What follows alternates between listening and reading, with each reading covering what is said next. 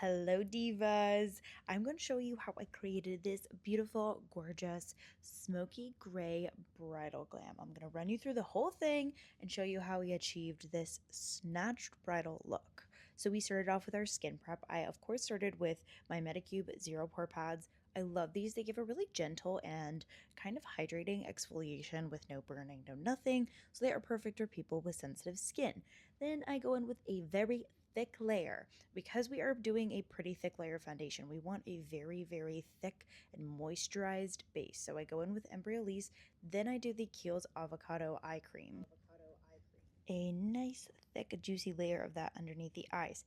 Kept it pretty simple with this skin prep because, like I said, we are going in with lots of foundation. This is a full glam look. So we're keeping it simple with the skincare.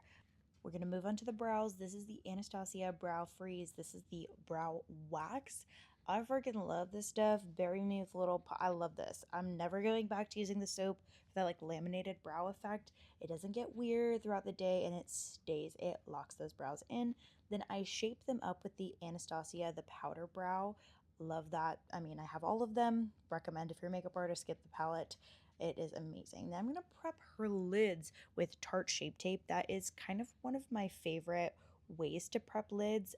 It dries down pretty quickly and it holds shadow very, very well. So I haven't really changed up too much. I used to use the P. Louise. I love the P. Louise. This is just a little bit more easy and accessible when it comes to kind of custom mixing colors. So that's just what I've been using lately.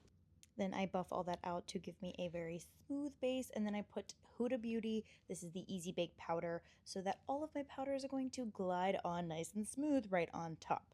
So here is where all of the gorgeous blending comes in. So always start, every single client, I always start with going over what bronzer I'm using on their skin, on their eyes. This is just going to make everything melt together a little bit better and look a little bit more cohesive. Sometimes I feel like with makeup looks, you can tend to see how the really, really light, stark, like brightness underneath, and this just kind of helps melt the skin into the eyes, if that makes any sense. So then I go in, this is the Patrick Ta, this is the Major Dimensions 3 palette. These are just these super cool toned, smoky, gorgeous shadows. I am just applying this almost like where I would apply liner and then buffing it up. So I am keeping it concentrated on where the lash line is and by the corners of her eyes to kind of create that super snatched gray look. Then I go in and highlight her brow bone. I'm going to also use the Makeup Forever. I love these. These are the Artist Colored Pencils. This is black, and I'm very lightly just doing small strokes, as you can see here, and then I am buffing that out. I love, love, love using these pencils for a smoky wing. They stay all day, but they blend out like a dream, and they don't pull up your shadows. Sometimes when you use those like quick drying gel like eyeliners, they can really dry really weird and they can tend to pick up the shadow that you've already put down. So these work really, really well on top of shadows, and that's why I love them so much. Then I used the same shape tape that I put underneath, same color, same everything, and I'm going to carve out the front of her eye. I love using a quote unquote cut crease method for brightening up the eyes, especially when I'm putting down like a very stark shimmer like we're going to today. I want to have a nice wet base. Whenever you put shimmers over top of just powder that you've already put down and shadows that you've blended out, they're never going to look like what they truly need to look like, if that makes sense. So this is the Makeup by Mario. This is the Moonlight Eyes palette, and this is the like white shimmer that is in that palette. It is so pretty. Oh, and the slight blue reflect with this. I mean, oh, it's that was disgusting. I'm so sorry. I'm not sorry, actually. Look how, I mean, are you kidding? It's so pretty. Now I go back in and I define, I stab her in the eyes a bunch of times, which my clients just absolutely love. They love when that happens.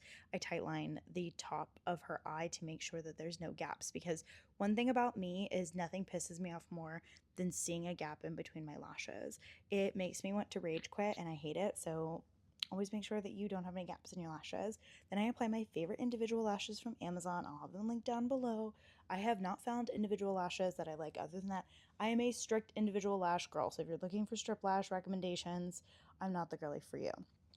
cleaned everything up with Bioderma. Now, I take a big boy Q-tip and I take a majority of the product off with that, and then I take my tiny baby Q-tips and I snatch up that wing. So you can see here, majority of the product off, and then snatch up with the wing. Now we're going in with, this is the Rare Beauty liquid contour. I love this stuff. It is, look how gorgeous it blends out. And I will say, I do love that it does dry as well. Now, like when I don't underpaint with creams. I prefer liquid products like this because they do not muddy up my foundation. That's what can be really frustrating, and I see a lot of people go wrong with underpainting, is they underpaint with a really dark contour and then they muddy in their foundation. We can't be doing that, girlies. You can't use like true creams underneath because everything's just going to get picked up and it's going to become a muddy nightmare, and nobody likes a muddy nightmare. Now we are highlighting underneath the eyes where I'm going to put my concealer. These are the Caloray under eye brightening ones. This is the like peachy pink one. I'm going to pop it up on screen because I could not tell you what shade this is off of the top of my head, but I love laying these down, especially when I do a bolder, smokier look. I don't know why, I just feel like it makes everything look a little extra, gives that under eye that extra bump of brightness, because I don't like doing super like white concealer. I don't like the color to be too off from the skin tone. So I feel like this just adds the extra oomph without having to be like, hey, my under eyes are white, because that can then tend to turn into like a flashback Mary situation. And it looks good on Instagram, but in professional photos, it does not always translate like that. So personally, as a more natural bridal makeup artist, I kind of try to stay away from that whole situation. Taking by Makeup by Mario F5 brush, I use this basically all over the face. I love this brush. I hope someone buries me with this brush as well. And then I highlight all over the face with, this is the Hourglass concealer. I don't know if I mentioned that before. This is the Hourglass Vanish concealer. I kind of custom mix this color to make sure, obviously, it's 2 shades lighter than her skin tone, but that the undertones and everything are going to be pretty much the same. We're just using it to highlight. So now we have our contour and our highlight together. I try to blend that together as much as possible so there's not stark lines. My makeup style is a little more natural when it comes to the skin. That's why my clients come to me. So I want to make sure that everything is blended. You're going to hear me say blend 1,000 more times, I'm sure, before this video is over. But I'm taking the YSL. I love this. This is the All Hours YSL foundation. It's gorgeous, amazing. It's gorgeous and amazing. I just apply this over with the concealer brush. This is the Sephora brush, and then I blend it out. I work in sections because this does tend to dry down, and I feel like when this foundation gets overworked, it can get splotchy. So I don't recommend like really heavily buffing this foundation in. It's not like that. I feel like I like treating it like the Estee Lauder Double Wear. I think when I use that same application techniques, it works really, really well. It gives me a very dewy canvas, but it's not too thick, if that makes sense. Now, I did not do any underpainting with her blush because I wanted a really bold blush moment, and I wanted to just put it all on top. And I wanted to use powder because I wanted to use a specific color. So, you can underpaint here if you want. Whatever floats your boat floats my boat. It will kind of work the same. You can do the same steps. You just put the blush underneath. This is the Huda Beauty Easy Bake Powder.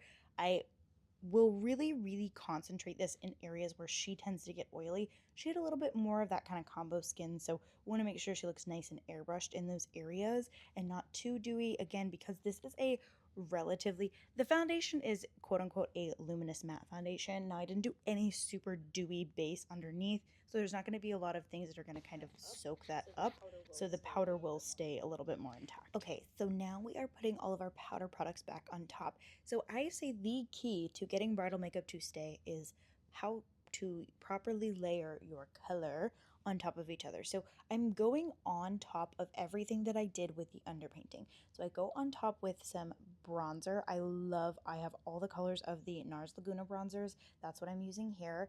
It just blends beautifully into the skin. So I go back over top of every area that I did the underpainting with, and then I go over with blush. This is the House Labs, the Dragonberry blush, and it's just so pretty. It's gorgeous and I love it. Then the second key to making sure that your look stays all day long is layering setting sprays in order.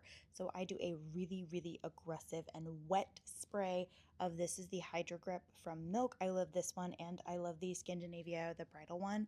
I think they both work gorgeous. But the thing is you have to fully wet and dry the face with this. There needs to be a full layer. You can't just do a mist on the face and expect that to work. It's not going to work. It needs to get wet. Same thing with your finishing spray, which I'll show you at the end. It has to be wet, girl. If it's not wet, it's not having a good time, if you know what I'm saying.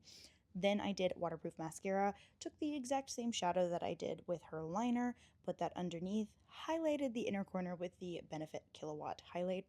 Then I did Endless Cacao as her lip liner from the Makeup Forever. Those are the artist color pencils, like I mentioned before. I have them all. I love them all. They are near and dear to my heart, and I will go on strike if they ever take these away from me. No, I will freak out. Like, I'm not even kidding. I will freak out. Then this is the Kim K, the Charlotte Tilbury Nude. I love this. I feel like this is the perfect bridal nude combo. I I have people request this specific lip all the time. Then I use the Tower 28. This is the coconut gloss. Love. I just feel like that lip combo is so elite, especially for brides that want that like true sexy nude look. And this is her finished look. We were looking at everything, and she was just a model. She actually has now turned into a bride of mine, but she just came in to model this look and she was obsessed. She was like, I don't even recognize myself. This is so crazy. But that is how I created this beautiful, smoky, gorgeous bridal look. Let me know in the comments how you feel and if you're going to try this out.